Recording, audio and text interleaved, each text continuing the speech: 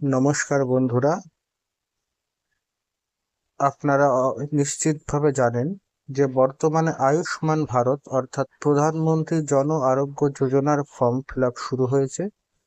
কারা কারা এই ফর্ম ফিল আপ করবেন সেই বিষয়ে আমি অলরেডি একটি ভিডিও এবং শর্টস বানিয়েছি, যদি প্রয়োজন পড়ে আপনারা দেখে নিতে পারেন। আজকে আমরা এই ভিডিওতে দেখব স্টেপ বাই স্টেপ কিভাবে আপনারা ফর্ম ফিল আপ করবেন। আপনাদের সুবিধার জন্য আমি একটি ফর্ম ফিল আপ করে আপনাদের দেখাবো। আপনারা ভালোভাবে পুরো ভিডিওটা দেখুন, তাহলেই আয়ুষ্মান ভারতের ফর্ম ফিল আপ সম্পর্কে কোনো রকম চিন্তা আর আপনাদের থাকবে না। প্রথমেই দেখুন এখানে ফর্মে আপনাদের কি কি চাওয়া হয়েছে। প্রথমে আপনাদের আধার কার্ড নাম্বার, নাম, রেশন কার্ড নাম্বার, এই তিনটে চাওয়া হয়েছে। নাম লেখার সময় কিন্তু মনে রাখবেন আধার কার্ডে বানান অনুযায়ী নাম লিখবেন, এবং রেশন কার্ডের সময় আপনাদের যে ক্যাটাগরি সেটা লেখার প্রয়োজন নেই, শুধু রেশন কার্ড নাম্বারটা লিখবেন। নিচে চলে আসলে আপনারা দেখতে পাচ্ছেন মোট 5টা ক্যাটাগরি এখানে রয়েছে: AAY, SPHH, PHH, RKSY1, RKSY2 এবং জেনারেল। যে যে ক্যাটাগরিতে আছেন সে সেই নাম্বারটা টিক দেবেন। এরপরে আছে আপনাদের আধারের সাথে সংযুক্ত মোবাইল নাম্বার। এটা কিন্তু খুব গুরুত্বপূর্ণ ধাপ। আর যে মোবাইল নাম্বার আপনাদের আধারের সাথে সংযুক্ত আছে সেটাই দেবেন, অন্য কোনো নাম্বার যেন এখানে দেবেন না। তারপরে আছে পুরুষ বা নারী বা অন্যান্য আপনাদের যে যে লিঙ্গ পড়ে সেটা দিয়ে দেবেন, এবং জন্ম তারিখ। জন্ম তারিখের ক্ষেত্রেও অনেকের ক্ষেত্রে দেখা যায় যে ভোটার কার্ড এবং আধার কার্ডের জন্ম তারিখ এক না, অথবা ভোটার কার্ডের ক্ষেত্রে দেখা যায় যে শুধু সাল আছে, তারিখ নেই। তাদের সবাইকে বারবার বলছি, আপনারা কিন্তু আধার কার্ডের দেখে সেই জন্ম তারিখটাই দেবেন। এবারে দেখুন আপনাদের সম্পূর্ণ ঠিকানা চাওয়া হয়েছে। ঠিকানার ক্ষেত্রে ভিলেজ, পোস্ট অফিস, ডিস্ট্রিক্ট, এগুলো প্রত্যেকটা দেবেন, সাথে অবশ্যই পিন কোড দেবেন।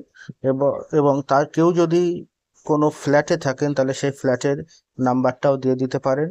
এরপরে আপনাদের জেলা, ব্লক এবং গ্রাম পঞ্চায়েত। আমি একটা উদাহরণ হিসেবে উত্তর 24 পরগনা জেলা, বনগাঁ ব্লক এবং গোপালনগর গ্রাম পঞ্চায়েতের কথা লিখেছি। যদি কেউ শহরাঞ্চলে থাকেন এখানে ওয়ার্ডের নাম্বারটা দিয়ে দেবেন। এবার হচ্ছে বাড়ির প্রধানের নাম। দেখুন, প্রধানের নাম কিন্তু যে আয়ুষ্মান ভারত করছে তার হতে পারে, অথবা পরিবারের অন্য কেউ প্রধান হতে পারে। যেরকম ভাবে অন্নপূর্ণা যোজনার ক্ষেত্রে ছিল, এখানেও কিন্তু একই সিস্টেম রাখা হয়েছে। পরিবারের মোট সদস্য সংখ্যা এবং প্যান নম্বর চাওয়া হয়েছে। যদি কেউ প্যান কার্ড না থাকে তাহলে এটা দেওয়ার কোনো প্রয়োজন নেই। এবং তারপরের যে অংশটা আছে সেটা কিন্তু নির্বাচনী বিবরণ। এটা শুধুমাত্র যদি 18 বছরের বেশি কেউ আয়ুষ্মান ভারত কার্ড করতে চান তার দিতে হবে। আপনাদের voter card number, AC number অর্থাৎ আপনাদের বিধানসভা নম্বর, তাতে পার্ট নম্বর এবং সিরিয়াল নম্বর চাওয়া হয়েছে।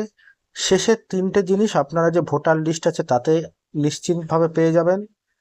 আমি উদাহরণস্বরূপ এসি নাম্বার 94 দিয়েছি, পার্ট নম্বর 112, সিরিয়াল নম্বর 584। এই প্রত্যেকটা তথ্যই কিন্তু আপনাদের ভোটার লিস্টে যেখানে আপনার নাম আছে সেখান থেকে। এরপরে আপনাদের স্বাস্থ্য সাথী কার্ডের নাম্বার চেয়েছে। এটা আপনারা হয়তো জানেন, বা না জানলে জানিয়ে দিই, বর্তমানে শুধুমাত্র যাদের স্বাস্থ্য সাথী কার্ড আছে তাদেরই কিন্তু আয়ুষ্মান ভারত কার্ড হবে। এটার মানে এটা নয় যে কখনোই স্বাস্থ্যসাথী ছাড়া আয়ুষ্মান কার্ড তারা পাবেন না, ওটা হবে, কিন্তু সেটা পরে। বর্তমানে মাননীয় প্রধানমন্ত্রী শুভেন্দু অধিকারী যেটা বলেছেন যে সে 6.5 কোটি মানুষের স্বাস্থ্যসাথী কার্ডের সুবিধায় ছিল, তাদেরই একমাত্র আয়ুষ্মান কার্ড দেওয়া হবে। অর্থাৎ এই ফর্ম ফিল আপ করার ক্ষেত্রে কিন্তু স্বাস্থ্যসাথীর নম্বর থাকা বাধ্যতামূলক। 17 অঙ্কের সেই নাম্বারটি আপনারা স্বাস্থ্যসাথী নম্বর যেখানে চেয়েছে সেখানে দেবেন। এরপরে যে যোগ্যতার পরিমাপ চাওয়া হয়েছে, যোগ্যতার পরিমাপ কিন্তু দু রকম আছে। একটা হচ্ছে গ্রামীণ এলাকার জন্য, এবং এরপরে আমি দেখাবো শহর এলাকার জন্য। আপনি যে জায়গায় বসবাস করেন সেই অনুযায়ী দেবেন, দুটোই কেউ ফিল আপ করতে যাবেন না। প্রথমে গ্রামীণ এলাকার জন্য দেওয়া হয়েছে, আপনারা দেখতে পাচ্ছেন বিভিন্ন মানদণ্ড আছে, সেখানে খালি হ্যাঁ এবং না ঘরে টিক করতে হবে। যেমন এখানে আমরা দেখতে পাচ্ছি কাঁচা দেওয়াল এবং কাঁচা ছাদযুক্ত যদি একটা ঘর থাকে তাহলে হ্যাঁ করবেন, যদি তার বেশি থাকে না করবেন। যদি আপনাদের বাড়িতে 59 বছর বয়সের মধ্যে কোনো প্রাপ্তবয়স্ক সদস্য নেই, অর্থাৎ 18 থেকে 59 বছর বয়সের মধ্যে কেউ নেই, তাহলে আপনারা হ্যাঁ করবেন, কিন্তু যদি থাকে তাহলে না করবেন। এরপরে আছে হচ্ছে যে 16 থেকে 59 বছর বয়সের কোনো প্রাপ্তবয়স্ক পুরুষ সদস্যহীন নারী প্রধান পরিবার সমূহ সেটা দেখবেন। প্রতিবন্ধী থাকলে সেটা হ্যাঁ করবেন এবং না থাকলে না করবেন। যারা তপশিলি জাতি বা উপজাতিভুক্ত তারা SC ST পরিবার সমূহ ঠিক করবেন, যারা নেই তারা করবেন না। এরপর হচ্ছে ভূমিহীন পরিবার, অর্থাৎ যাদের নিজস্ব কোনো জমি জায়গা নেই সেটা দেখবেন। এরপর আছে ভিক্ষার উপর নির্ভর করে যারা জীবনযাপন করেন, সেক্ষেত্রে হ্যাঁ বা না করবেন। ম্যানুয়াল স্ক্যাভেঞ্জার পরিবারের সদস্য, এই ম্যানুয়াল স্ক্যাভেঞ্জার মানে হলো যারা বিভিন্ন রকম আবর্জনা বা অন্যান্য প্লাস্টিক পুড়িয়ে জীবনযাপন করে তাদের কথা বলা হচ্ছে। আদিম উপজাতীয় গোষ্ঠী সমূহ, এগুলো STর মধ্যে আসছে। এবং আইনগতভাবে মুক্তিপ্রাপ্ত বন্ডেড শ্রমিক বা ঋণদাস শ্রমিক, এটা সাধারণত আমাদের এখানে থাকে না, তাও এটা দেখে নেবেন। একইভাবে এবার আমরা চলে আসবো শহরি অঞ্চলের জন্য। যারা শহরে থাকেন তারা এই অংশটা ফিল আপ করবেন। এখানে প্রথমে আছে যারা আবর্জনা পুড়িয়ে জীবনযাপন করেন, সেটা দেখে নেবেন। তারপর যারা ভিখারি আছেন, যারা গৃহকর্মী, এই সমস্ত ক্যাটাগরিগুলোতে হ্যাঁ বা না করবেন। যারা রাস্তার ফেরিওয়ালা অর্থাৎ হকার, তাদের জন্য পরের ঘরটা আছে, যদি হয় হ্যাঁ তো হ্যাঁ, না হলে না। তারপরে আছে নির্মাণ শ্রমিক, যারা রাজমিস্ত্রি বা বিভিন্ন রকম নিরাপত্তা রক্ষী কুলি, এদের ঘর আছে, এটা দেখে নেবেন। তারপরে আছে ঝাড়ুদার বা স্যানিটেশন কর্মী এবং যারা মালি। তারপরে হচ্ছে বাড়ি ভিত্তিক কর্মী হিসেবে যারা বাড়ি বাড়ি গিয়ে বিভিন্ন রকম কাজকর্ম করে দিয়ে আসেন, বাসন মাজা থেকে শুরু করে বা ঘরের বিভিন্ন কাজ, তাদের কথা। কারিগর আছে, হস্তশিল্প কর্মী আছে, দর্জি আছে। এই ঘরটা যদি হ্যাঁ হয় তো হ্যাঁ, না হলে না করবেন। তারপরে হচ্ছে বাসের কন্ডাক্টর, চালক ইত্যাদি, সেটা আছে। এবং তারপরে আছে ছোট প্রতিষ্ঠানের কর্মী, পিয়ন, ডেলিভারি পরিচায়ক, ওয়েটার, প্রচুর ঘর আছে, দেখে নেবেন। তারপর আছে ইলেকট্রিশিয়ান, যারা কাজ করেন তাদের কথা এখানে বলা আছে, সেটাও দেখে নেবেন। এই ক্যাটাগরিগুলো হয়ে যাওয়ার পরে অতিরিক্ত কিছু তথ্য চাওয়া হচ্ছে, অর্থাৎ যদি বাড়িতে কেউ 70 বছরের বেশি থাকে তাহলে অবশ্যই এটা ভালোভাবে দেখে নিয়ে হ্যাঁ বা না করবেন। কারণ আপনারা জানেন যে 70 বছর বেশি বয়স্কদের জন্য কিন্তু আয়ুষ্মান যোজনার একটা আলাদা কার্ড হয়, সেই জন্য এটা অবশ্যই দেখবেন। এবং আপনার পরিবারে যদি আশা, অঙ্গনওয়াড়ির শিক্ষিকা অথবা অঙ্গনওয়াড়ির রাঁধুনি কেউ থাকেন, সেটাও কিন্তু হ্যাঁ বা না করবেন। এগুলোর পরে আপনাদের কাছে কিছু মানদণ্ড পরীক্ষা করতে চাওয়া হয়েছে, অর্থাৎ আয়ুষ্মান ভারতের মানদণ্ডে আপনারা আসছেন কিনা দেখার জন্য। এটা খুব ভাইটাল একটা জায়গা, এটা একটু ভালো করে দেখে নিন। এখানে জানতে চাওয়া হয়েছে যে আপনাদের পারিবারিক আয় কি 8 লক্ষ টাকার বেশি হয় বছরে। এটা কিন্তু খুব ইম্পর্টেন্ট, কারণ এটা যদি হয় সেক্ষেত্রে কিন্তু আয়ুষ্মান ভারতের কার্ড পাওয়া একটু সমস্যা, সেটা বুঝে হ্যাঁ বা না করবেন। আপনাদের পরিবারে কেউ ইনকাম ট্যাক্স দেয় কিনা, এটাও খুব ইম্পর্টেন্ট।